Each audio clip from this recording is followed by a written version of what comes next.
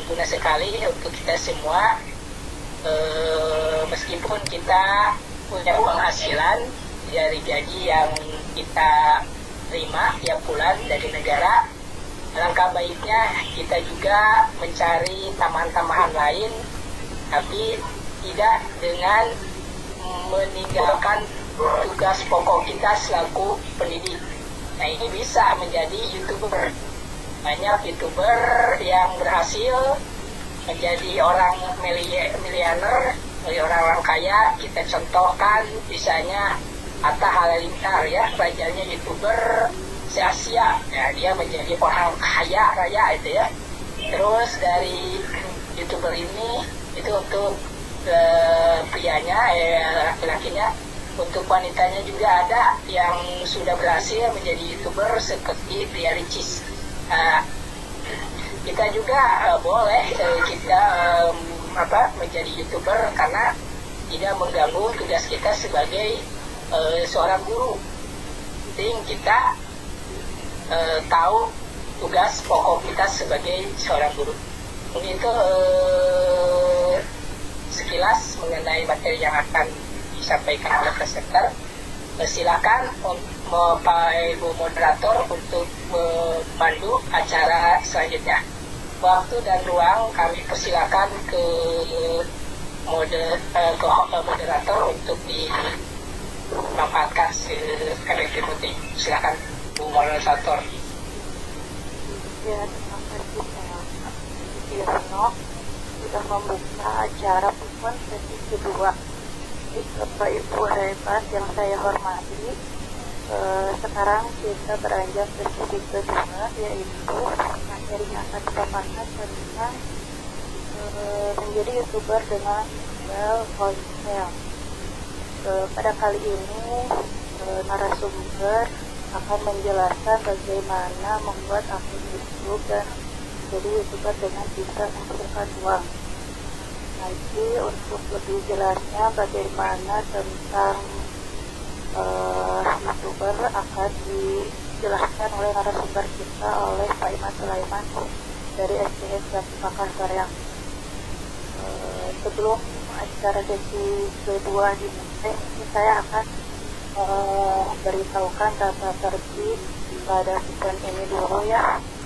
Pertama, untuk partisipan selama acara berlangsung dimohon untuk mematikan mikrofonnya sampai berwarna merah supaya pada saat narasumber memaparkan materi tidak mengganggu kepada narasumber.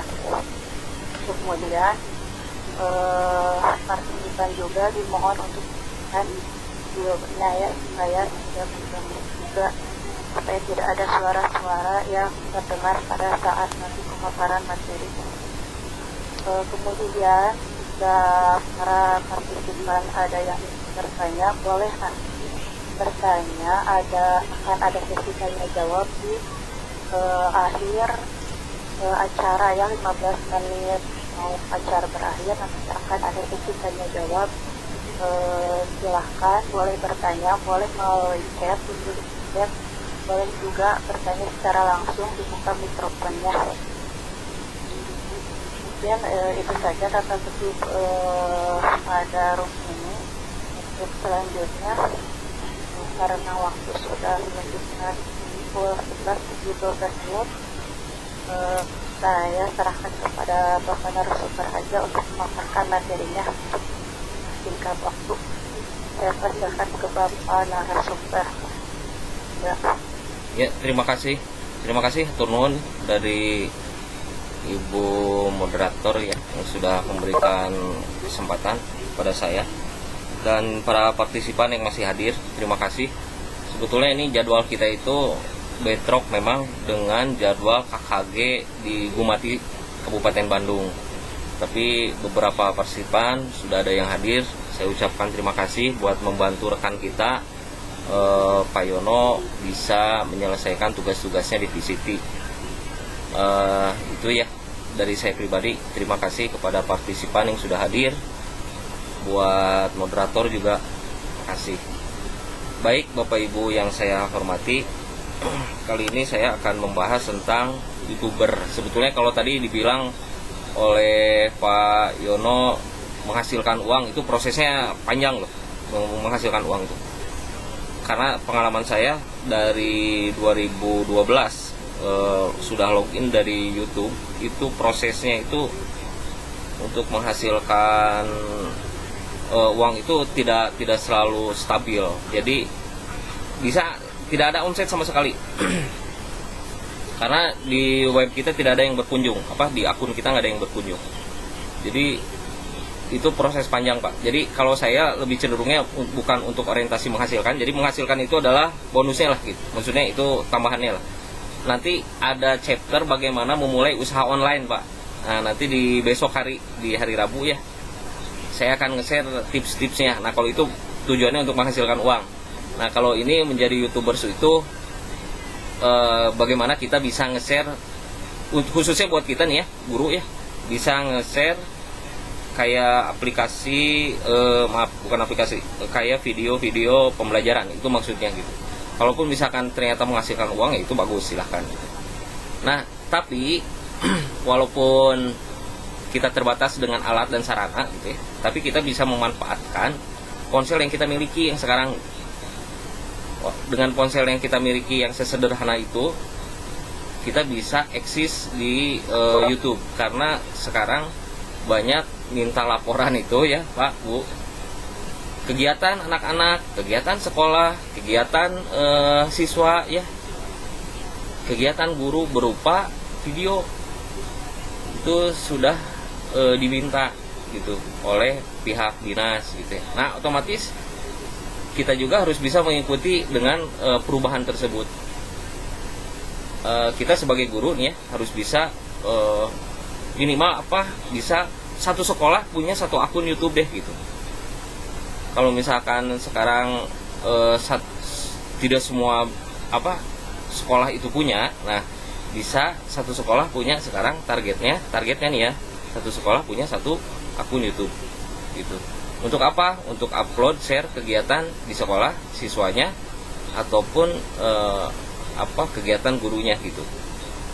Nah, biar nanti pada saat diminta laporan oleh dinas itu kita bisa share juga gitu.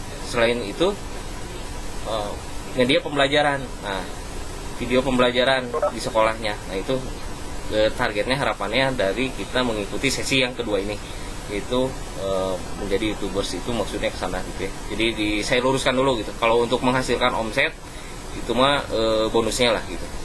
Mungkin perjalanan itu akan lebih panjang. Jadi untuk tadi disebutkan oleh Bapak host ya, untuk menjadi seorang Atta, untuk menjadi seorang Rina Ricis, itu prosesnya nggak gampang ya. Jadi harus merintis dulu lumayan bertahun-tahun itu. Nah, itu bonusnya lah kalau misalkan itu kita bagus gitu ya. Karena contoh di VCT itu ada Kang Ferry ya. Kang Ferry itu subscribernya udah banyak gitu. Dan mungkin kalau misalkan akunnya di situ bisa dijual, juga itu bisa menghasilkan. Nah, nanti di sini saya terangkan di laptop bagaimana menghasilkan make money dari YouTuber itu. Dan tadi dibahas oleh Bapak host katanya. Nah, itu mah bonusnya gitu ya. Baik Bapak Ibu yang saya hormati, nah bagaimana sih sekarang kita dengan modal ponsel tapi kita bisa jadi seorang YouTuber. YouTuber itu ya tadi saya seperti di sesi 1 saya bilang bahwa yang namanya aplikasi-aplikasi untuk eksis itu ya, itu sekarang sudah hal yang umum gitu. Bapak Ibu di medsos selfie gitu ya, terus upload, cekrek upload gitu ya. Jadi itu hal yang lumrah. Memang di satu sisi kalau dilihat dari sisi agama ini berbentrokan sebetulnya. Di satu sisi mungkin disebutnya ria gitu ya, di sisi yang lain eksis gitu ya. Jadi kalau saya pribadi menyerahkan kepada pribadinya masing-masing bagaimana itu melihat ya. Intinya gini, bukan maksud kita untuk jadi show up atau ria gitu ya. Tapi memang kondisi zaman seakan-akan gitu ya, seakan-akan dalam tanda kutip seakan-akan ngetrennya gitu. Dan aplikasinya didukung oleh, disupport juga gitu oleh aplikasi-aplikasi yang ada, termasuk salah satunya YouTube ini. Dulu saya memulai akun YouTube ini adalah dia dari 2010 awal sekali. awal sekali, dan tidak ada viewer, tidak ada yang melihat. YouTube itu suatu yang aneh.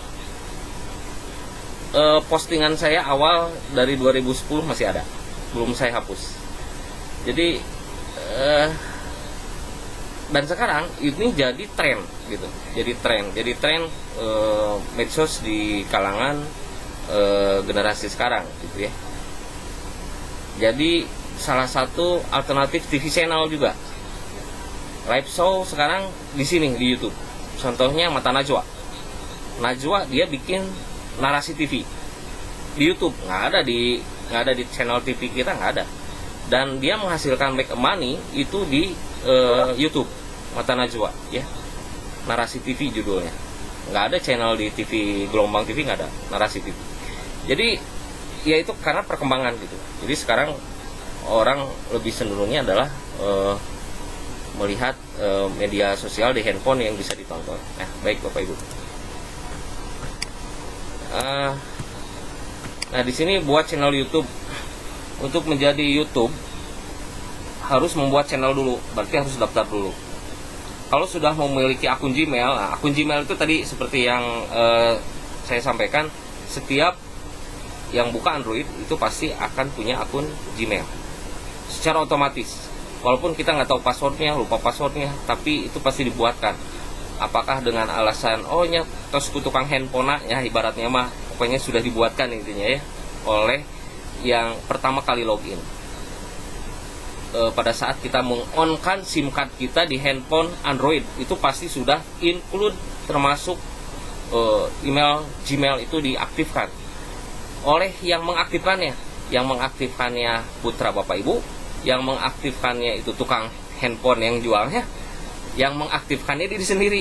Yang pasti akun Gmail itu pasti sudah terinstall di dalam Android Bapak Ibu saat pertama kali di-on-kan, pertama kali dibuka dari kardus, pertama kali Ibu pakai barang tersebut. Harus ada akun Gmail, karena itu syaratnya. Android bisa dipakai buat telepon, bisa dipakai buat medsos, bisa dipakai buat WA, bisa dipakai buat Telegram. Karena syaratnya apa? Harus ada akun Gmail untuk masuk. Jadi itu pasti sudah include, terinstall, aktif ya. Jadi yang simpel di akun Gmail. Sudah sign in menggunakan alamat email yang ada. Kalau misalkan belum memiliki, berarti bisa mendaftarkan di akun Gmail tersebut. Bagaimana cara mendaftarkannya? Sangat simpel, tinggal ketik di browser yaitu Gmail. Selanjutnya, setelah membuat channel YouTube, berarti harus punya akun dulu ya. Yang kedua adalah kita rencanakan konsep konten. Bertatap muka. Ada konsep konten. Konsep konten apa yang akan kita buat di channel YouTube tersebut? Banyak sekali alternatif. Apakah mau tentang edukasi, ya, di situ judulnya. Apakah mau tentang hobi, tentang misalkan memasak, misalkan, ataupun tentang banyak sekali fashion, misalkan musik, banyak sekali. Jadi konten yang akan kita maksud dari itu video-video itu tentang apa gitu. Ya, kalau tentang edukasi ya pilihlah edukasi. Berarti video kita berkaitan dengan edukasi. Tapi kalau misalkan ada tentang musik ya boleh dimasukkan. Jadi sebelum kita mau posting ini konsepnya apa dulu, konten kita isi. Nah, setelah itu, setelah membuat konsep yang akan kita sampaikan, kalian kita bisa tentukan dulu nih, kita mau jadi seorang mereview itu hanya untuk melihat saja, atau kita punya target tadi ya, make money gitu ya dari YouTuber sini, punya target nggak gitu. Atau kalau saya sendiri sih biasa aja, nggak menjadikan itu sebagai penghasilan, itu hanya sebagai bonus, karena perjalanannya tadi seperti saya bilang itu panjang untuk bisa menghasilkan uang. Nah, apa yang harus kita siapkan? Pertama, kita siapkan dulu peralatan. Yang paling simpel adalah di handphone kita, yaitu kamera handphone kita. Kamera handphone kita itu senjata yang paling ampuh. Saya berjualan itu menggunakan toolsnya handphone. Saya berjualan juga kebanyakan hampir 70% bukan saya yang produksi, tapi saya sebagai dropshipper. Dropshipper itu barang-barang saya itu ada yang produksi yang lain, tapi bukan saya yang memproduksi langsung. Jadi saya disebutnya dropshipper. Jadi bukan produk yang memproduksi barang tersebut secara langsung. Nah, terus senjata dari medsos ini dari zaman sekarang itu adalah handphone. Jadi senjatanya itu handphone. Bagaimana menghasilkan video dan foto yang bagus. Untuk apa? Untuk bisa dilihat atau review orang lain. Kalau barang berarti untuk menarik orang lain supaya beli barang kita. Nah, pencahayaan video diharapkan bisa yang bagus, walau hanya mengandalkan sinar matahari. Ya, itu sebisa mungkin kita nanti sebelum kita upload videonya itu ada proses editing. Biasanya video yang kita upload itu durasinya kurang dari 30 menit. Kalaupun misalkan durasi lebih dari 30 menit, 1 jam, kita harus menyiapkan tools yang cukup. Misalkan laptop RAM-nya 8 GB, internal grafiknya 8 GB. Jadi harus memenuhi standar. Kenapa harus memenuhi standar? Karena kalau misalkan tidak memenuhi standar untuk editor film, video, itu akan ngehang laptopnya. Ya, jadi kalau di bawah 30 menit is okay. Pakai handphone sendiri juga masih bisa, walaupun kadang-kadang ngehang untuk ngedit foto 30 menit di handphone. Durasinya yang saya pernah posting itu rata-rata kalau YouTube itu di bawah 30 menit. Baru kali ini VCT saya bisa durasinya 1 jam full. Jadi rekor nih, VCT upload video YouTube saya bisa 1 jam lebih sedikit ngupload ke YouTube gitu. Biasanya saya ngupload itu di bawah durasi 30 menit, 1 jam itu kurang lah. Kalau VCT upload kita kegiatan Vicon ini itu 1 jam lebih kadang gitu. Dan itu diupload gitu ke YouTube gitu. Itu rekor kalau menurut saya. Baru pertama kali gitu ya. Soalnya sebelumnya nggak pernah sampai 1 jam lebih gitu langsung diupload semuanya ke YouTube. Dan YouTube itu kalau misalkan kita buat awal itu nggak bisa nge-upload lebih dari 15 menit. Jadi akunnya harus disetting dulu, Bu. Jadi harus diverifikasi dulu baru kita bisa nge-upload lewat video tersebut lebih dari 15 menit. Kalau sudah diverifikasi, nah kita bisa melakukan beberapa fitur yang lain. Contohnya tadi ya, uploadnya lebih dari 1 jam bisa. Terus sampul foto kita bisa buat, sampul video kita bisa buat, disebutnya thumbnail. Thumbnailnya kita bisa buat, misalkan thumbnailnya gambar apa gitu ya. Kan kalau kita upload video ke YouTube itu thumbnailnya nggak muncul biasanya. Jadi munculnya itu di sesi-sesi yang mana. Nah, kita bisa edit itu thumbnailnya itu menjadi thumbnail yang editan buatan kita sendiri. Nah, demikian ya Bapak Ibu. Jadi itu toolsnya. Nah, terus konsisten. Ya, nah, konsisten itu sabar. Karena yang buka YouTube itu mungkin kita viewernya sedikit loh. Oh, nggak ada yang nge-like video kita. Ternyata kita udah set capek-capek bikin, nggak ada yang nge-like. Yang nge-view cuma 1, yang nge-like 0, nge-view udah 70, yang nge-like 0, ya pede aja lah gitu. Jadi nggak usah pesimis, nggak usah nggak usah takut gitu ya. Kalau misalkan nggak di-like sama orang lain gitu. Jangankan di like, saya pernah nge-posting sebuah video itu nggak ada yang like, malah nge-dislike. Coba nggak sakit hati gimana itu? Kita udah capek bikin video konten, kita posting, nge-view banyak ada 30, tapi nggak ada yang like, malah nggak ada ya, malah sebaliknya ada yang nge-dislike, jadi jempolnya ke bawah. 2 lagi. Padahal ini apa yang salah dari video saya? Perasaan nggak ada gitu. Keki aja kayaknya itu orang sama saya ya. Nah, terus kita mau cari orang yang dislike bisa nggak? Kalau secara akun yang umum itu tidak bisa, tapi dengan aplikasi khusus kita bisa cari nih orang yang dislike kita itu siapa. Ibaratnya kalau di Kaskus, maaf ya, forum jual beli namanya Kaskus, kalau kita mau bata balik juga bisa ya. Itu yang nge-dislike loh, yang nge-dislike di YouTube kita. Kalau secara aplikasi umum itu nggak bisa.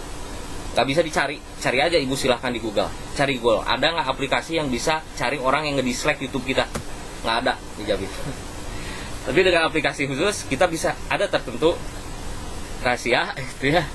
Kita bisa cari orang yang dislike kita dan kita bata balik dia. Kadang kita sakit hati loh. Kalau di dunia medsos itu kita harus memang terbiasa dengan hal-hal yang demikian. Kadang di dunia medsos kita harus siap dengan ibaratnya adu argumen, kadang nge-dislike, kadang di-like gitu ya. Kita harus siap dengan itu dan itu udah biasa. Dan di dunia medsos kalau kita tidak hati-hati berkomentar, kita bisa saling tuntut sampai dengan pengadilan. Kan sudah sering kejadian di televisi ya, artis-artis gitu ya. Nah, jadi sangat hati-hati pada saat kita mau berkomentar di medsos. Itu bisa dijadikan screenshot dan itu bisa dijadikan bukti buat pengadilan. Itu masuknya undang-undang ITE. Nah, jadi Bapak Ibu yang saya hormati, nah itu hanya sekilas ya. Pada saat kita mau ngeposting di di YouTube, kita harus bisa konsis, walaupun ternyata video kita nggak ada yang suka nih, malah nge-dislike semuanya, ya udah nggak apa-apa gitu ya, usaha aja terus kita posting. Bukan berarti aduh ini nggak ada yang nge-view kita langsung drop ataupun jadi pasrah gitu ya, jadi udah berhenti ngupload videonya, ya jangan gitu. Jadi jangan hopeless lah, jangan hopeless, tetap berusaha, tetap berkreasi gitu, maksud saya itu ya. Nah gitu ya, jadi konsisten terhadap apa yang kita lakukan di YouTube. Jangan sampai kita karena tidak ada yang nge-view kita drop. Nah, kalau kita lebih baiknya sih cenderungnya ya, kalau saya sarankan karena kita profesinya sebagai guru, sebagai dunia pendidikan, saya sarankan share konten itu adalah share tentang edukasi. Walaupun sisanya terserah Bapak Ibu bebas mau tentang edukasi itu. Oh iya, cara masak misalkan goreng tempe oreng rasa asam, boleh divideokan, dibuat tutorialnya, posting ke YouTube. Gak apa-apa. Ataupun misalkan mau tentang edukasi, misalkan perjalanan, bagaimana cara berenang yang baik, kita memulai misalkan gerakan-gerakan renang, silakan, boleh sambil memview foto anak murid kita yang sedang renang gitu ya, dan gerakannya kita view gitu ya, direkam dalam sebuah video, kita posting. Ataupun misalkan tentang lingkungan sekolah kita, misalkan SD Panyirapan 3, kita akan posting tentang kebersihan, menjaga kebersihan dan di lingkungan sekitar, kepedulian terhadap kebersihan, diposting itu ke YouTube, masukin gitu ya. Tapi ya tadi diedit dulu ya Bu ya. Nah itu cenderungnya saya menyarankan seperti itu. Jadi tentang edukasi saja, seputar itu. Baik, lanjutkan. Yang poin kelima adalah edit video. Tadi edit video itu bisa di handphone kita untuk durasi yang kurang dari 30 menit. Tapi kalau misalkan durasinya lebih dari 30 menit, saya menyarankan sebaiknya dilakukan di laptop dengan spek yang memenuhi syarat si laptop tersebut. Tadi seperti saya gambarkan, kalau di atas 1 jam berarti RAM laptopnya harus 8 GB minimal. Terus Intel grafiknya dia grafis VGA-nya dia harus 8 GB juga, baru balance. Kalau misalkan di bawah itu 4 GB misalkan, itu akan ngeloading dan ngehang laptopnya. Malah jadi hancur hasil video Ibu, bukannya bagus gitu ya. Nah, kalau di bawah 30 menit itu bisa di handphone. Jadi silahkan. Walaupun di handphone 30 menit itu udah mentok loh Bu. Udah mentok sekali. Pada saat kita ngedit 30 menit biasanya ngehangnya berkali-kali. Karena kebiasaannya di 20 menit is okay, hasilnya baru bagus. Kalau 20 menit, 15 menit is okay, bagus. Nah demikian ya Bapak Ibu cara mengedit video nanti setelah kita rekam dari kamera handphone kita. Boleh diedit di laptop, boleh diedit di handphone kita. Tapi ingat durasi. Kalau misalkan kepanjangan, sebaiknya dieditnya di laptop saja. Lebih dari 30 menit ya. Di bawah 30 menit Bapak Ibu silahkan boleh dieditnya di handphone. Baik, selanjutnya nah ini CEO. Apa itu CEO? CEO itu singkatan dari Search Engine Optimization. Search Engine Optimization itu apa? Ini adalah semacam inilah hashtag. Misalkan hashtagnya Corona.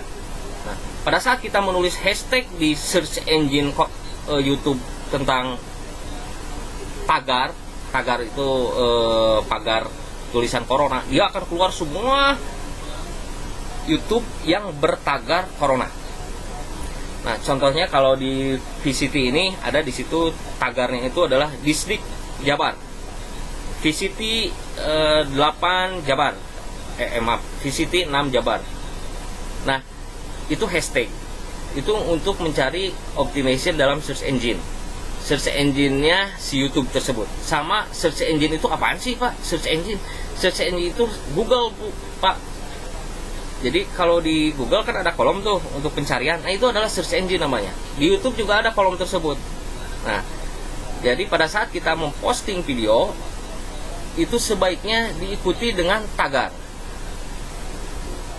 Fungsinya apa? Tadi untuk optimalisasi search engine. Jadi pada saat diketik corona, itu akan muncul video kita ke awal, ke pertama, naik ke atas urutannya. Karena itu kan video itu tiap menit itu nambah, Pak, Bu.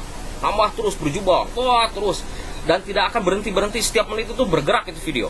Nah, kalau kita tidak menambahkan hashtag itu akan upami sunah nama kita katakan kehandap kalalap gitu. Misalkan kita buat hashtag baru, contoh videonya adalah judul tentang kebersihan lingkungan DSD Penyirapan 3. Kita buat hashtag Korwil Soreang. Kita buat hashtag lagi Distrik Kabupaten Bandung. Kita buat hashtag lagi misalkan PGRI Soreang. Nah, pada saat orang masuk ke search engine-nya YouTube, dia ketik Soreang, itu akan muncul video kita jadi pertama naik. Nah, itu gunanya search engine optimization. Demikian, Bapak Ibu. Itu CEO ya singkatannya. Bukan CEO. Kalau CEO itu presiden korporatif dari sebuah perusahaan. Nah, ini yang terakhir, makanya dijelaskan tadi terakhir. Bagaimana dapat penghasilan atau tambahan dari itu kita harus punya endorse. Kita harus punya endorse itu yang mendukung kita, yang jadikan penghasilan tambahan kita. Endorse itu mudah saja sebetulnya dengan menggunakan AdSense. AdSense itu iklan. Jadi iklan itu masuk di video yang kita buat. Itu harus diizinkan dulu oleh kita sendiri. Berarti kalau tidak diizinkan oleh kita, tidak diokekan oleh kita, YouTube tidak akan berani untuk memasukkan iklan di sela-sela video kita berjalan. Jadi kalau Bapak Ibu melihat buka YouTube terus di awal 3 detik pertama ada iklan, berarti si yang punya YouTube itu dia sudah bekerja sama dengan pengiklan tersebut. Ataupun pada saat di tengah-tengah Ibu view, di tengah-tengahnya ternyata ada disisipkan iklan. Berarti itu sudah bekerja sama si pemilik itu dengan pengiklan. Dengan cara apa? Mengaktifkan ini AdSense. Nah, jadi gitu ya gambarannya sedikit. Kalau saya terus terang belum bisa menghasilkan yang stabil dari YouTube ya, karena belum efektif kalau menurut saya gitu. Viewernya juga masih sedikit. Jadi makin selektif. Sekarang dulu subscriber itu 100 naik jadi 500. Sekarang subscriber untuk bisa menghasilkan biar bisa di endorse itu harus 1000 subscriber.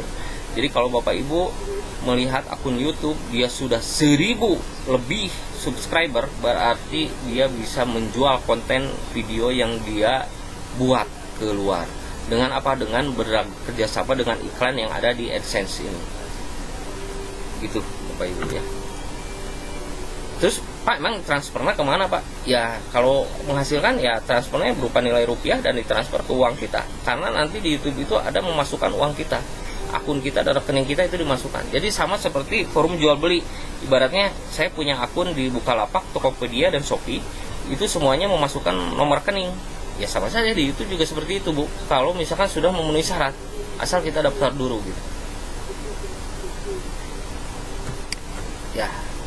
Yang nomor 8, pertemanan dengan konten creator lainnya. Nah, jadi kalau pengen bagus, kita harus wise, harus bijaksana, kita harus bisa open minded, terbuka, bager lah itunya, ibarat bager dengan para kreator YouTube yang lain. Jadi menjalin komunikasi yang baik biasanya ada dalam sebuah komunitas.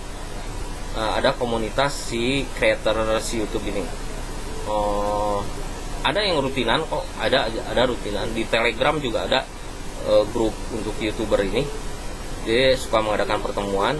Jadi ya untuk membahas hal-hal yang baru gitu ya.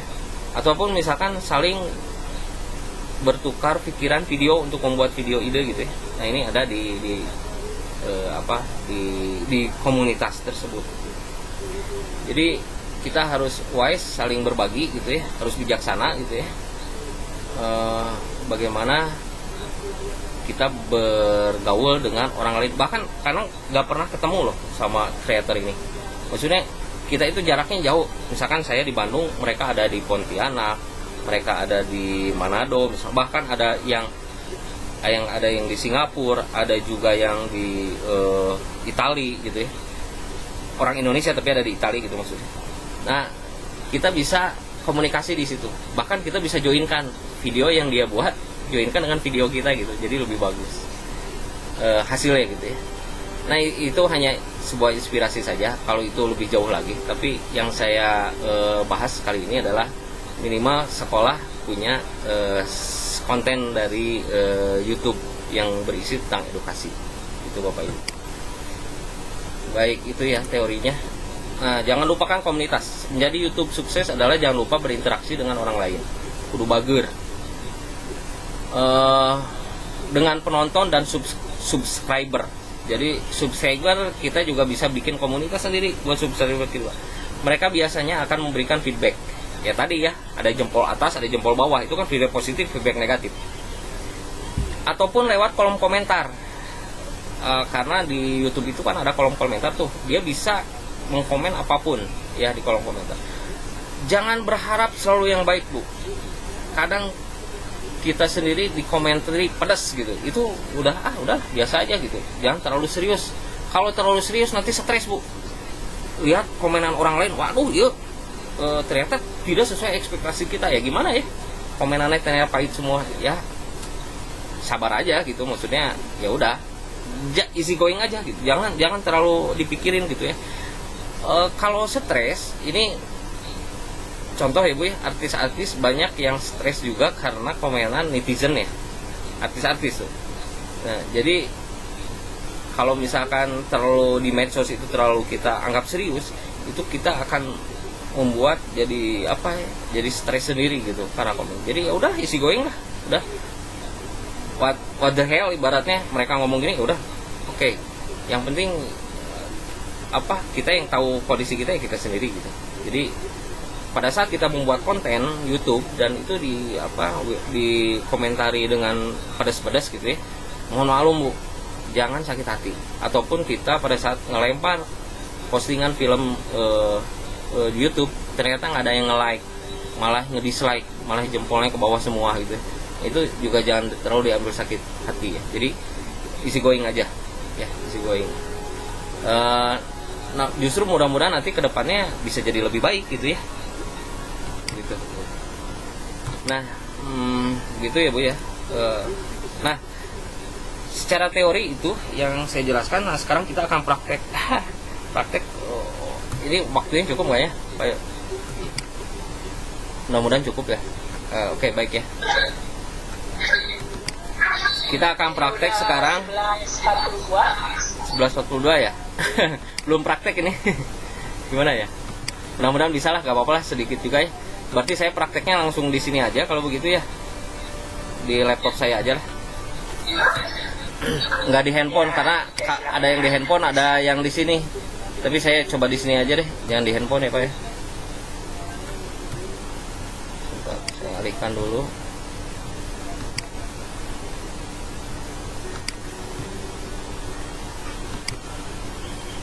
Sebetulnya kalau YouTube itu ada di handphone Bapak Ibu, dibuka di Play Store seperti tadi, diketik ke YouTube-nya, Kalau sudah terinstall berarti akan ada notif, tinggal dibuka aplikasinya. Boleh dibuka Bapak Ibu di handphonenya, silahkan. Masuk ke Play Store dulu gak apa-apa. Kalau misalkan ini tuh di mana ya nyimpennya, lupa lagi aplikasinya, boleh ketik Play Store, ketik YouTube. Kalau misalkan diketik YouTube di Play Store handphone Android Bapak Ibu sudah terinstall, itu akan ada tinggal klik buka. Kalau misalkan belum terinstall, itu pasti minta diinstal di handphone.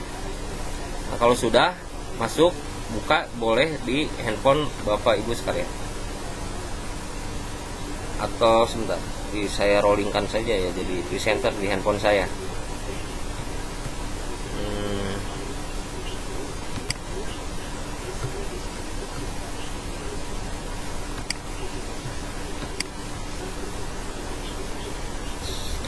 Saya coba rolling dulu ke handphonenya, dipindahkan agar bisa dipraktekkan.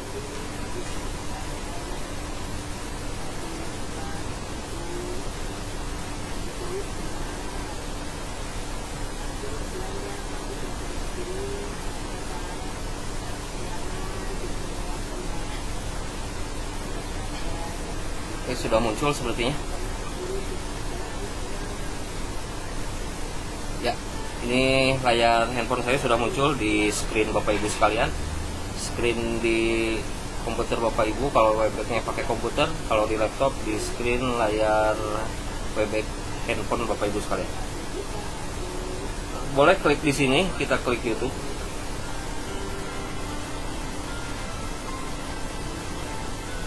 YouTube. Masuk ke aplikasi Play Store. Pada saat sudah terinstall, itu ada di sini ada YouTube-nya. Kalau saya ini versi yang lama, jadi minta update ya. Berarti ini udah terinstall maksudnya. Tapi kalau belum terinstall, itu di situ minta klik install. Ya tinggal klik aja, coba ini install gitu ya. Oke, anggap ini saya sudah terinstall karena sudah ada ya. Jadi saya akan masuk ke YouTube saya.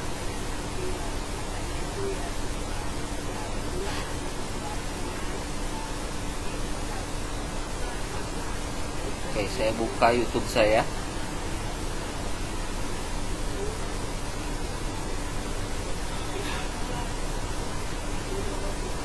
Nah, ini ada beberapa konten di sini. Di atas ini adalah tadi yang saya bilang CEO, Search Engine Optimizer. Kita klik di sini. Contoh hashtag corona.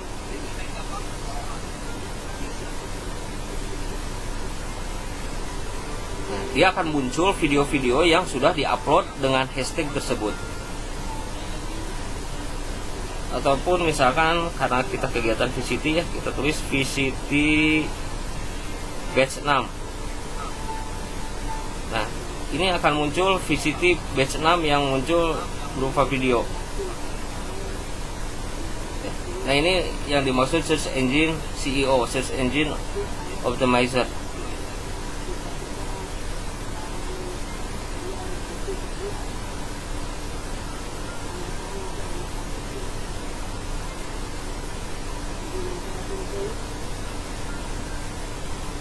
Nah, apa sih yang dimaksud tadi saya bilang thumbnail. Thumbnail itu ya cover di YouTube kita kalau sudah muncul.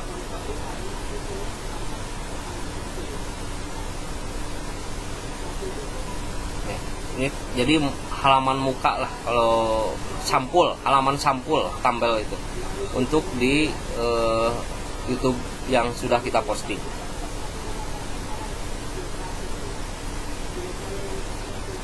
Oke, kembali ke halaman utama.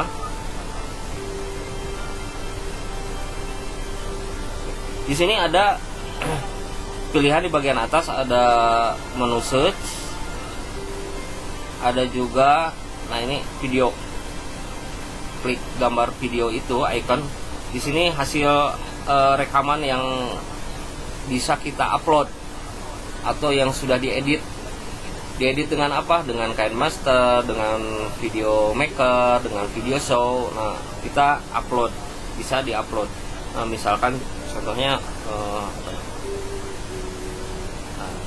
Misalkan kita akan upload yang ini tes.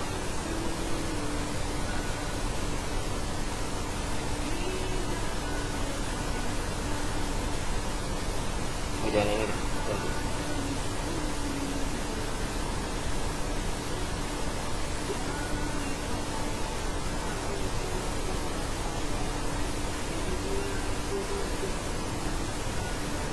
Oke, nah salah satu ini contoh video yang akan kita upload dengan judul tes. Nanti yang diupload bisa dihapus ya. Kita coba upload. Dia akan memproses untuk mengupload. Tinggal pakai tanda panah yang di atas tuh, sebelah kanan atas.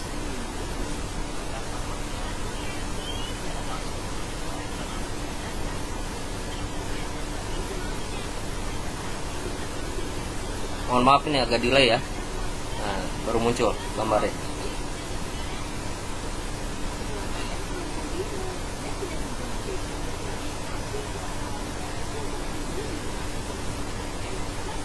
Pada saat sudah terposting, kita bisa nge-share ke yang lain.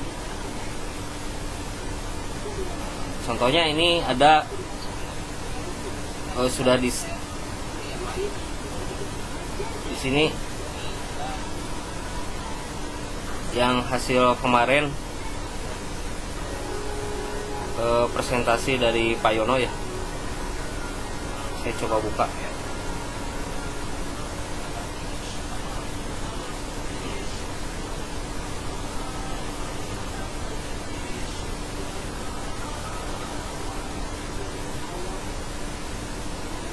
Maaf agak loading ya Bu ya, faktor sinyal.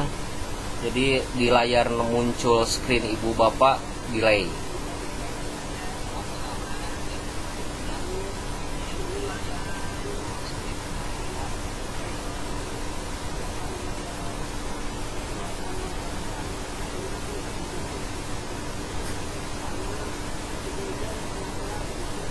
Karena di sini kita bisa share.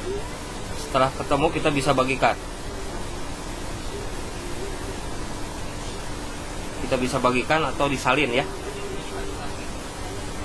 Misalkan kita salin alamatnya.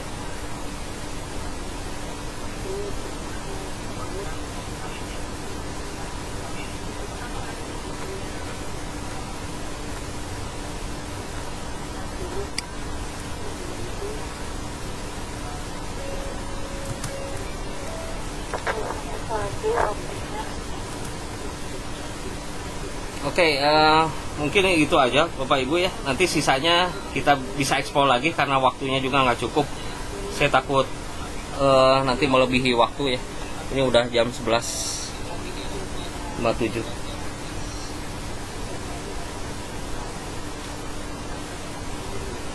Presensinya sudah saya posting ya. Mangga silahkan sambil diisi. Nah itu gambaran bagaimana kita membuat akun YouTube, terus login di handphone. Nah nanti ada login di komputer, itu berbeda lagi. Nah di komputer itu kita akan lebih complicated lagi karena di sana ada perizinan yang harus kita approve kepada Google, kepada pihak Google. Ya, ini baru tampilan di YouTube di handphone saja. Mudah-mudahan masih penasaran lah. Nanti kita bisa bahas lagi di sesi berikutnya. Ini belum merubah settingan menjadi ini ya. Nah, belum merubah settingan menjadi poin ke-7, belum. Karena ini settingannya ada di web ini, berbeda. Gak ada settingan ini di handphone, akan sulit membukanya. Terlalu kecil layarnya.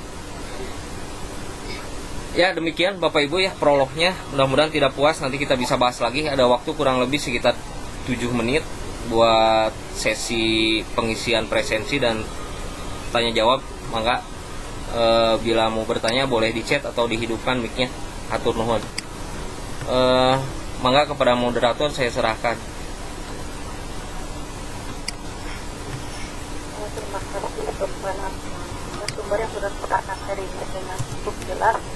Kepada para partisipan barangkali ada pertanyaan silahkan boleh ditulis di chat atau boleh bertanya langsung, dibuka aja itunya mikrofonnya. Silahkan.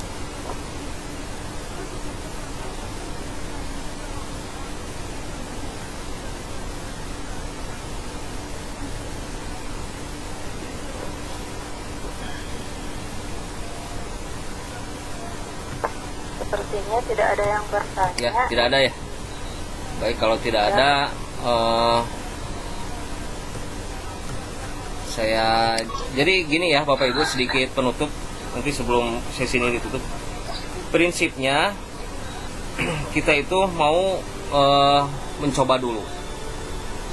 Tadi seperti Pikas pun sama, kita mencoba dulu, dan ini pun sama, membuat YouTube, kita membuat akunnya dulu. Setelah membuat akun, kita mau upload video-video pembelajaran silakan, mau upload tentang kegiatan siswa silakan, kegiatan sekolah silakan. Intinya setiap sekolah targetnya punya satu akun aja dulu, walaupun tidak seluruhnya punya akun YouTube guru-guru gitu ya, tapi targetnya punya satu sekolah satu akun. Sebaiknya seperti itu gitu ya, saran dari saya.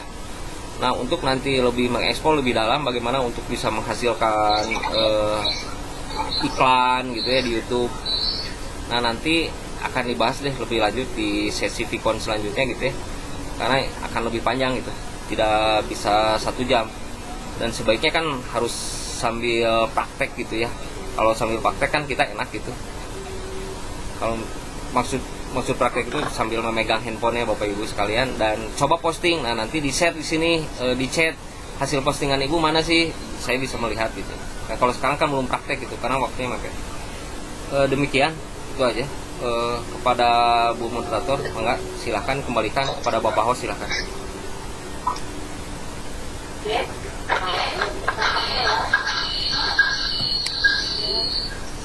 Saya ucapkan terima kasih kepada narasumber yang sangat dari hari ini.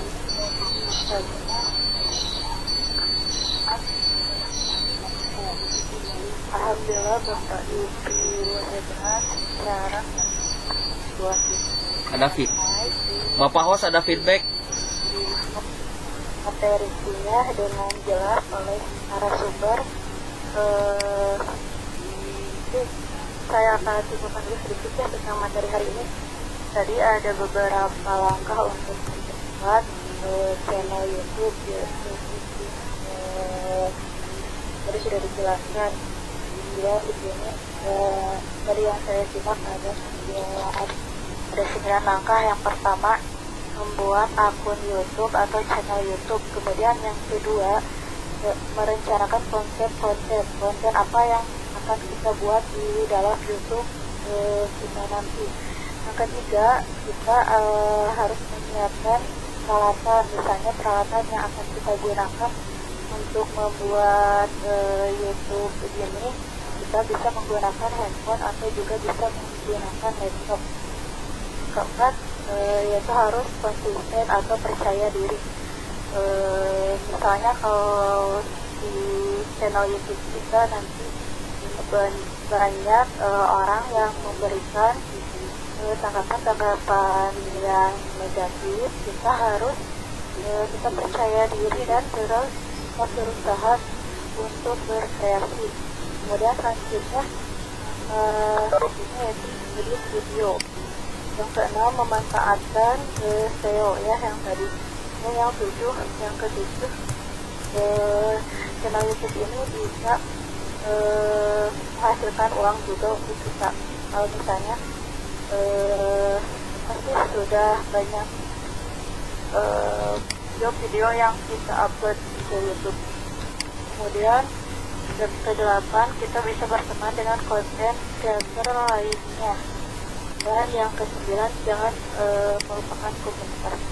Mungkin itu langkah-langkah yang tadi sudah dipaparkan oleh pemateri tentang menjadi YouTuber dengan bermodalkan ponsel. Alhamdulillah acara hari ini telah selesai. Saya tutup aja. Intermezzo Bu, sebentar. Untuk partisipan yang sudah hadir, saya ucapkan lagi terima kasih ya. nanti di sesi jam 4 sekalian ngabuburit ada sesi diseminasi dari Pak Yono ya. Jadi diharapkan bisa join lagi. Roomnya sudah di share ya kalau roomnya ya. Roomnya sudah di share ya. Untuk jam 4 nanti ada sesi diseminasi.